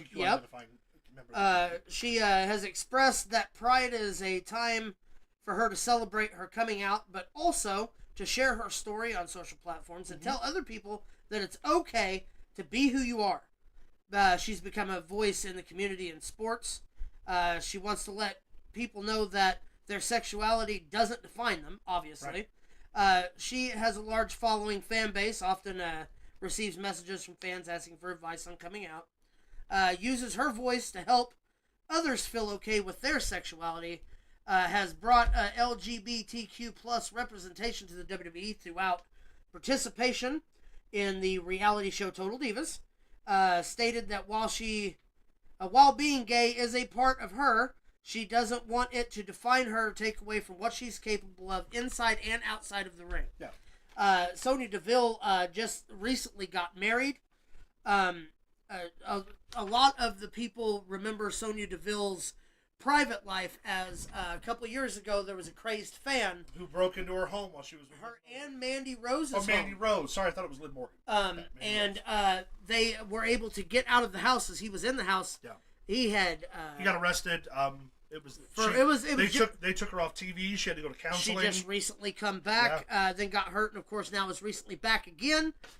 Thinking about planning her with Natalia to do something. Yeah. Through her openness and advocacy, Sonya Deville has made a lasting impression in the wrestling world and continues to inspire many in said communities. This is just, of course, one of the spotlights we're going to do. We're going to do a couple of the Pride wrestlers. I like to call it Pride Spotlight. I think that's good. A Pride Showcase, something like that. We're working on it. Here's the deal. Be sure to check out the Tough Broad segment. The Bull Nakano video is up now. It's crazy popular right now. If you haven't seen it, do yourself a favor. Get on there. Look for the Tough Broad segment. We're going to have more videos coming. Any topics you want to be covered, any specific communities of any kind that wants to be like, hey, how about, I don't know, just off the top of my head, how about Pat Patterson? How about, I'm going to do something on Effie. Yeah. Several different things. Yeah. Giselle Shaw. There's so much Black talent. Cena. Black Cena. Fred. I had it and I lost it. Fred. I don't remember his shoot name. I can't either. Darren Young. Darren Young, yeah. It's easy to say Darren Young. Also, not a sponsor, but go on WWE.com and get you one of them WWE Together shirts that the ad council are pushing for WWE's all-inclusive every 1 months with the different colors and the different flags. Do yourself a favor, get one of those. Pro wrestling, I mean, let's be clear, this is the most progressive media era that there's ever been. Right? Yep. With as much progressive acceptance of pretty much everyone's lifestyle that there's ever been. Pro wrestling has never been kind to our brothers and sisters who are LGBTQ. Nope, not all. And it's nice to see that now in a place... It's nice to see that just in general, that that sexuality is becoming more and more. Obviously, we've still got a lot of hills to climb and a lot of stuff to do. But it's nice to see that in pro wrestling, we are now able to look past such things, and you know, we're far removed from the 1990s where Jerry Lawler would use the F slur against Goldust, and the announcer from AEW and that whole big debacle. Yeah, removed from Human Torch, from people saying Human Tornado, saying things that are uncouth and unkind about people's sexual identity, gender, and or race, for that matter. It's all about love. Everyone should love everyone. Look, there man, should be no problems. Life sucks. Yep. Life's hard enough. Love who you love and do what you do. Yep. And Pro Wrestling Throwdown is and always has been a safe space. PWT is not just for you; it's for everyone. That's right. Tell your friends. Tell your gay friends to watch our show. So Yeah. you should tell your brother. Especially if they're kind of butch and like big fat bearded guys. Yep. So I'm not telling Caleb. With that being No, said, Jacob likes that it is small. of course Dark. the end of our End of the actual actual adult version of the yeah. show. Now we're gonna get into the PWT reacts. Oh shit. We did this last week. Special K, aka the Professional, got us what 6, Johnny? Yeah. All right. 6 videos to react to. We have not seen these videos. So you're gonna watch I'm not them? saying we haven't seen them before, but we have not seen them previous. We do not know what's coming up. Yep. This is going to be fun. But before we get into that, tell the people where they can find us. Find us on Facebook at facebook.com/ProWrestlingThrowdown. Follow us on X at ProWrestlingTD. Send us an email at ProWrestlingThrowdown@gmail.com. You can follow us on TikTok at ProWrestlingThrowdown1. You can check out StreamLabs.com/ProWrestlingThrowdown or the official Pro Wrestling Throwdown website, ProWrestlingThrowdown.com. And there you can access the Merch store! Right over at the Merch store! You can buy our merch. Go and get our merch. Buy a hat, and put it on your head. All of our merch. All right. And don't forget, this is the Drive for 5. We want to hit 500 subscribers by SummerSlam. So please, if you love our show, if you love the work we do, all that we ask is that you share us to your social medias, to the people you know who love wrestling. Put us on your Twitter. Give us a shout out on your YouTube if you possibly can. Help us hit that 500 person mark. That way we can start making some money. No, I'm just kidding. It's not about the money. So I've been thinking about something. Have you been thinking about something? We do a lot of contests on this show. We do. And we have been talking about the adding of video calls for interviews and things. Yes, And it we got have. me thinking. I need for the Pro Wrestling Throwdowners, the Throwdowners as we like to call them, Throw Uppers. It Throw just up sounded weird. sounds awful, yeah. Here's the deal. Pro Wrestling Throwdown at gmail.com. How many of y'all out there would like to be a virtual co-host for the day? I need y'all to let me know via either email or comment here or on the Facebook and everything. And we might see if we can hold some kind of a contest. Or Y'all we can can send us Skype that videos. ass in. Yeah, y'all can send us videos. We'll spin a wheel, or we'll see which video is the most creative. And we'll pick one, and we're working on bringing that kind of thing together. That's a great We'll idea. bring it through either here live or through Skype, Yeah. depending on, of course, where everyone lives and all of that. So do yourself a favor, make you an audition. Either a video would be preferable. Sure. Be entertaining, be funny. Keep it what? Nominally PG? Well, no. Keep it lengthwise. Keep it 3 minutes? 3 minutes. Just send it with the title. I want my MTV. Can I throw one other thing out? Sure. Special consideration if you can do a 3-minute rant. And make it The way make that it we entertaining. do it, it's got to be funny. It's got to be well done. But if you can hit me with a 3-minute rant, I'll put you at the top of my consideration. Yes, so send the videos. Pro Wrestling Throwdown at gmail.com or facebook.com. Send us a private message. However you can get your private messages to us. And we will look into Tasteful making nudes? that something Wait. new. Hey, here's the deal. I'm not gonna say that it ain't gonna help swing the vote, but Now, we don't tasteful need now, that. We tasteful. don't need that tastefully. Tasteful. Just one finger in the butt. That's it. Oh, my That's all you God. need. That escalated quickly. Anyway. Happy Pride Month. Let's get on. It's only uncomfortable at Yeah, first. whatever. Let's hit us with the That was a That's slip. a fucking great All right, thing, go ahead and John. pause this, John, or switch us back out here real quick. I wasn't paying attention. All All right. right. Time First for video. PWT reacts. Let's do it. All right. Looks Well, this like is arm wrestling. I don't like arm that. wrestling match going on here. All right, we got an arm Okay. wrestling match. Doesn't even look like they're. Oh, finishing. Oh my! Did she just hit herself in the face? He let her go on purpose. She punched herself What in a the face. dick! What a dick move! That's your child. Yeah, that's That's fucked a up, man. child. You did. We that don't to. condone that kind of violence Don't on hit this your show. kids. Well, I guess he technically did. He let his kid hit well, himself. here, wait a minute. Go back to that Hit video, herself. Johnny. Go back to that video. That's either his daughter Watch or a it. very Ready? You ready young for this? girlfriend. Check it out. Check it out. Well, I think he's holding her fist, telling Yeah. her to. Yeah. Wait, It's all about wait. resistance. Oh. Quit hitting yourself. Quit hitting yourself. Quit hitting yourself. Why I are you like how hitting she me? goes for the violence afterward. Like fuck you.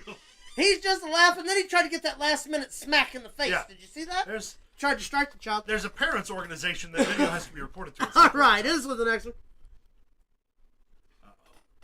All right, we got two guys on a table.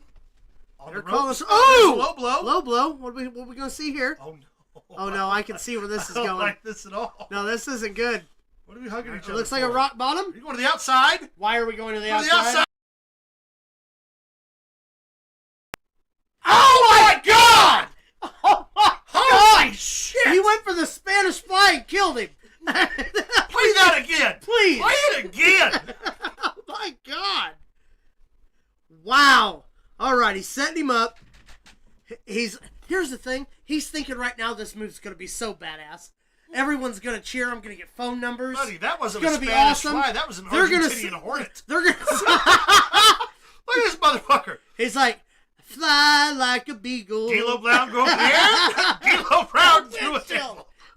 Oh God man, here's damn, the deal. son. He still thought it looked awesome. The other guy's dead. Yeah. He ain't moving around anymore. His wife's mad. She's super mad. He's got to go to work on Monday and shoot her at the diner. He's like, no, you have to understand. I know you don't like coming to these wrestling shows, but they're super safe. Yeah, totally. And I'm wrestling a consummate professional, I and it's promise gonna you. be so fucking cool. Hey, You'll know. Hey, do me a favor. Don't drop me head first through the table. Is that cool?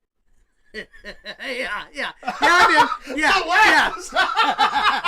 That's like that dude that got chucked through that fire table Yeah. all the way across the Yeah. room. All I want you to do is not set me on fire. You got it, man. You got it. I won't set you on Yeah. fire. I promise. Promise also not to piss in my mouth, baby. That's terrible. It is with the Spanish next fly one. looks like a Spanish splat. That was the Argentinian hornet, and I'm copywriting that. All right, this is from the All WrestlingHub.com. right, here we go. Oh no! We have Jack Skellington. Oh, is he gonna Jeff King himself? Jeff Oh, my King God! himself! Damn. Wow! His And one Jim again. Carrey goes down. Show it again. WrestlingHub.com. It's the Riddler from the Batman. From the Gotham. Look He at looks him. like Here that we dude go. from Gotham. Here we go. It's like, I look so cool, I'm gonna fly! Jesus. Nope. I feel bad that redhead from Shameless really started losing work. You know what's sad? You know what's really sad about the whole situation? though? What? Is fucking, what was his name? The big dude that hit the ropes in NXT. AJ. AJ? Francis? Yeah, Francis, yeah. Yeah. Top Dollar. Top dollar. Here's the deal. His is even prettier than Top Dollar's. That's Well, fucked up it's part. funny that you say that because that was bottom dollar. That was thrift store. That was hitting rock bottom. Not They, hitting we rock bottom. we call Good God. we call him Linky Lenny. I've never met a scarecrow who's bad at gravity before until just now. I'm telling you, man, the clown made me laugh. Hit us with the Sheesh. next one, please. All right. All right, this never ends well. We got a tubby guy we got Mario. Oh no. Top. Oh, Oh. that wasn't even bad. Well, it was bad, but it wasn't even bad being Oh. funny. Play it again. Here's the deal. Why is the guy still sitting on the ground? No, I'd have what? kicked the fuck All out right. of this guy. All right, Mario goes up to come down on King Koopa. Comes down, Boink. misses, and still somehow crushed the brick and got the coin. Here's the deal. How He this doesn't works. look like he's winning. Oh, it doesn't look like either of them are having a great time. That guy's got polka dots on. This guy's got Oh, wait a minute, brown wait a boots. minute. Oh, we got We got another another angle. Oh, Oh, yeah, good. missed him completely. Great. And there's this kid who was super excited about it. If you were kid's tall name- enough to step over the I'm rope, sure that kid's name was Sam. If you're tall enough to step over the rope, don't jump over it, dummy. Exactly. Exactly. Somebody needs to tell Jeff King if you're also too short to jump the Ugh. ropes not to do it. We got one more. Did he wrestled Savage a couple weeks ago? I'm We got a rooftop. Yep. And a table. Oh my god! Oh wow! Oh, Penny! Hit him, you son of a bitch! Hit him! Go for the win! Play it again. Play it again. A jump block. You think he's gonna fucking jump? Elevator going up. Oh, Well, here's the deal. He's like, oh, man. Coming down. It lands on his face. Here's the Best deal. part. Hold on. The star of the show. you know, sometimes Yeah, it is. It would at least cushion the fucking Son fall. of a bitch. Jesus Christ. All right, our last one here. Stupid indie wrestlers. Okay. Flaming headbutt. Oh, no. I've seen this one. Oh, Oh, wait a minute. Fat Foot Barrel Boy. All right. I want to replay that one because I want to do the breakdown. Okay, breakdown's good. Well, there's a minute to this video. Is there more than just Here one? we see he sets the turban on fire, burns himself, jumps, and then drops the flaming turban on the unaware guy, also burning him. Which technically not ineffective and not what he wanted to do. He just did it in a different way. It's true. He meant to come down with a flaming headbutt and burn the guy, right? I mean, if that's the case, 100%. It came off of his head and burned the guy. I tell you what, can't say it the didn't work. leap from the rope looked better than Jade Cargill. I would have loved to see him climb the rope. I'd like to see him climb a fucking staircase. I mean, if he's going to jump on fire, you might as well do it from the top of You the think building. he just walks around setting his turban on fire? Yeah, of course. Well, you know. I mean, you could obviously tell he's from Middle Eastern consent. Was it no? Not too much? Everyone can still hear me when you start like this. Gross, Brian. I licked it. I'm sorry. I got your spittle on my hands. Yeah, that's Well, what it is. those were phenomenal. Hey, for real though, if you guys have suggestions about videos you want us to review, please send them to us. We will do that now. 100%. Yes.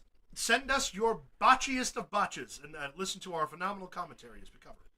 As long as they are under a minute and a half, Yeah.